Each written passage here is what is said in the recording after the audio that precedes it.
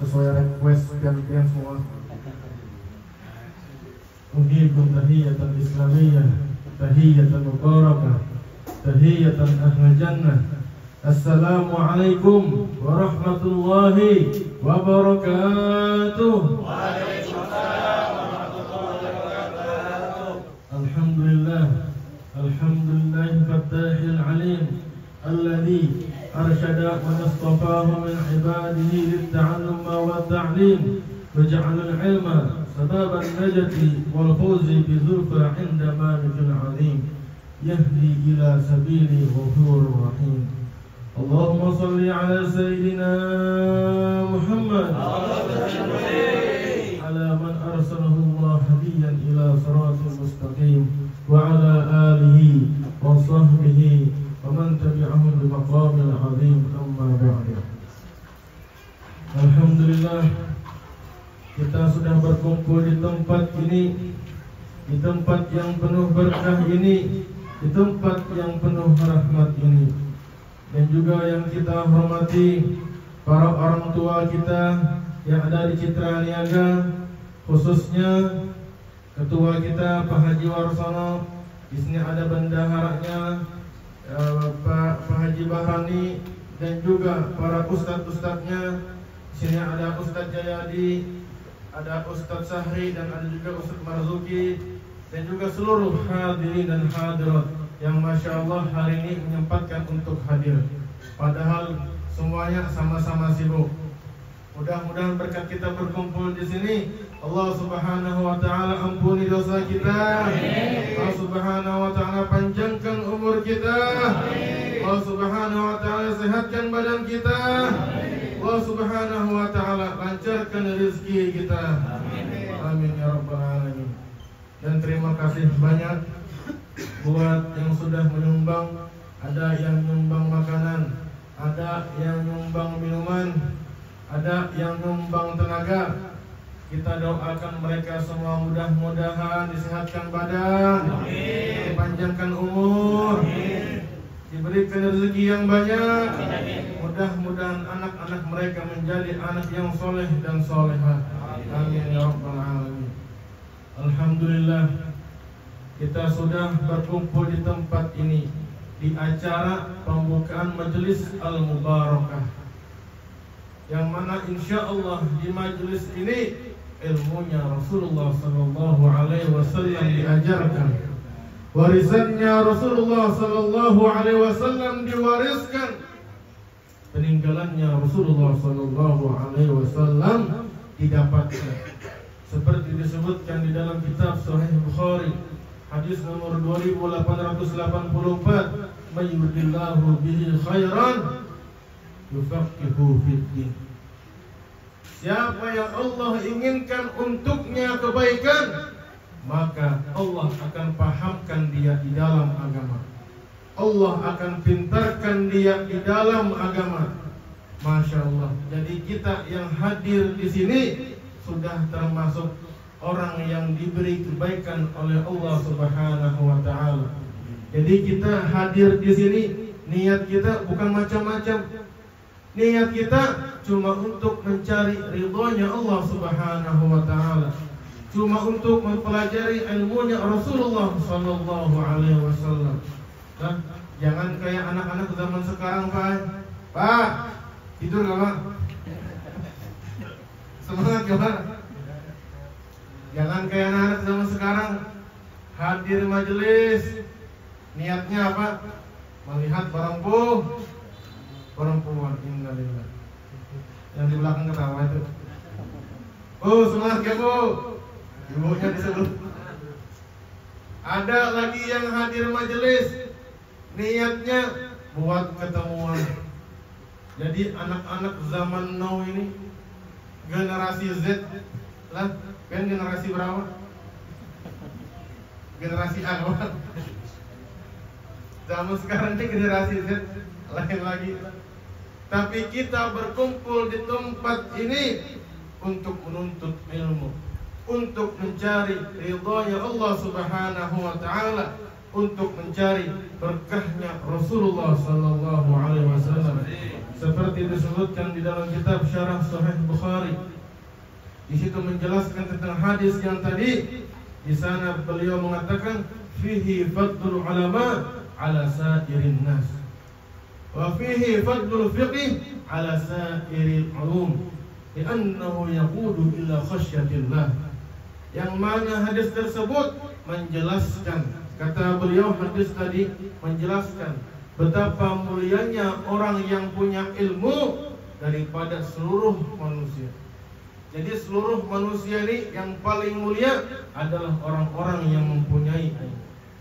Lalu betapa mulianya orang-orang yang mempunyai sebuah ilmu fikih daripada ilmu-ilmu yang lain. Kenapa ilmu fikih yang paling mulia? Karena dia membawa kita kepada takut kepada Allah Subhanahu wa ta'ala, membuat kita mengerjakan seluruh perintahnya Allah Subhanahu wa ta'ala, membuat kita menjauhi segala larangannya Allah Subhanahu wa ta'ala. Jadi Masya Allah. Dan bahkan Allah Subhanahu wa ta'ala memuji orang-orang yang berilmu, seperti disebutkan di dalam surah Al-Mujadilah hadis 11 ayat 11, yarfa'illahu alladhina amanu minkum walladhina utul ilma darajat. Disebutkan di dalam kitab Tafsir Qurtubi, di situ ada Sayyidina Ibnu Mas'ud menjelaskan ayat tersebut. Jadi pada ayat tersebut kata Sayyidina Ibnu Mas'ud itu menjelaskan tentang Allah memuji orang-orang yang berilmu, bahwasannya orang yang berilmu dia beriman, maka derajatnya jauh di atas daripada orang-orang yang berilmu, daripada orang-orang yang beriman tapi tidak berilmu. Makanya di sana di akhirnya tuh, di akhir ayatnya itu darajat. Darajat itu sigohnya jamak muannas salim. Ada yang paham? Itu ilmu nahwu itu. Jadi itu jamak muannas salim. Maksudnya apa? Bukan beda satu darajat, tapi bedanya banyak darajatnya. Jadi orang yang mukmin dan dia berilmu jauh di atas daripada orang yang bermukmin tapi tidak berilmu. Jadi beda jauh. Tapi yang dimaksud di sini bukan hanya orang-orang yang mempunyai ilmu yang banyak. Kan kita kalau dengar yang namanya ulama, yang namanya punya ilmu, kita langsung terpikir, oh itu orang alim besar sudah. Tapi bukan. Tapi yang dimaksud di sini termasuk juga orang yang tahu pada suatu hal. Contohnya, dia mau sholat, tahu ilmunya. Dia mau puasa, tahu ilmunya. Dia mau zakat, tahu ilmu. Dia mau berdagang, tahu ilmu. Kita di sini pedagang semua. Ada yang lain pedagang lah? Semuanya pedagang, Masya Allah. Jadi kalau kita mau berdagang, maka kita wajib belajar ilmu berdagang dulu. Jadi ada di Kota Tarim zaman dulu itu orang-orang di pasar mereka yang berdagang, mereka tidak akan berdagang kecuali khotam kitab minhaj. Tahu kitab minhaj lah. Kitab minhaj itu kitab fikih tapi level tinggi sudah. Kalau sudah mereka khotam kitab minhaj, nah baru mereka mau berdagang di pasar. Itu orang-orang Tarim pahit tidak sembarangan. Kenapa? Supaya semua jual beli mereka itu sah, sesuai dengan mazhab mereka. Apa mazhab mereka? Sama seperti kitab mazhabnya Imam Syafi'i. Jadi kalau orang yang sudah berilmu itu mau dibodohi tidak bisa, Pak. Nah, mau dibunguli tidak bisa. Di sini orang Banjar, orang Jawa. Jadi bahasa Indonesia aja. Ibu-ibu Banjar ke Jawa? Bajau, Banjar Jawa. Jadi orang yang mempunyai ilmu maka dia tidak mudah dibodohi. Contohnya bulan Ramadan kemarin 20 Ramadan ada yang mengadakan Idul Fitri. Mantap tidak? 20 Ramadan ada yang mengadakan Idul Fitri. Ditanya, kenapa kamu mengadakan Idul Fitri? Kata dia, karena aku nelpon Allah. Dia kira Allah tuh pakai Telkomsel baik, pakai Excel. Nelpon Allah. Ya Allah, ini kalau orang yang punya ilmu ketawa aja lagi sudah. Itu kalau orang mau menetapkan Idul Fitri itu ada ilmunya. Lihat hilalnya, nggak sembarangan nelpon. Nggak ada kisah nelpon itu, nggak ada cerita nelpon. Ada lagi zaman sekarang golongannya hendak mewajibkan sholat. Ajaib. Sholat di waktu hendak wajib katanya.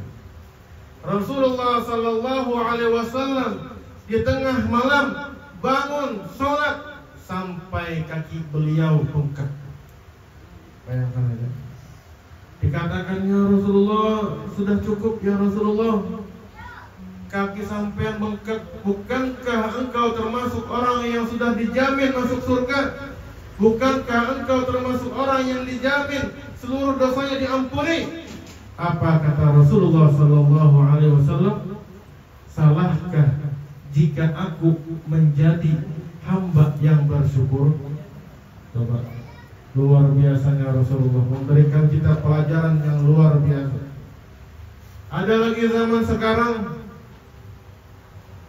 mau masuk surga beli tiket kan? Dikiranya masuk surga tuh kayak masuk konser aja lagi, beli tiket dulu. Ajaib zaman sekarang ini lah. Jadi macam-macam di zaman sekarang ini. Ada yang kayak gini, ada yang kayak gitu. Kalau kita menuntut ilmu lalu dimudahkan masuk surga, itu betul. Seperti disebutkan di dalam kitab Musnad Imam Ahmad, hadis nomor 7964. Di sana Rasulullah bersabda, "Man salaka tariqan yaltamisu fihi ilman, sahaballahu tariqan ila jannah." Siapa dia berjalan meniti di dalam menuntut ilmu, maka Allah akan mudahkan dia masuk surga. Mau masuk surga apa?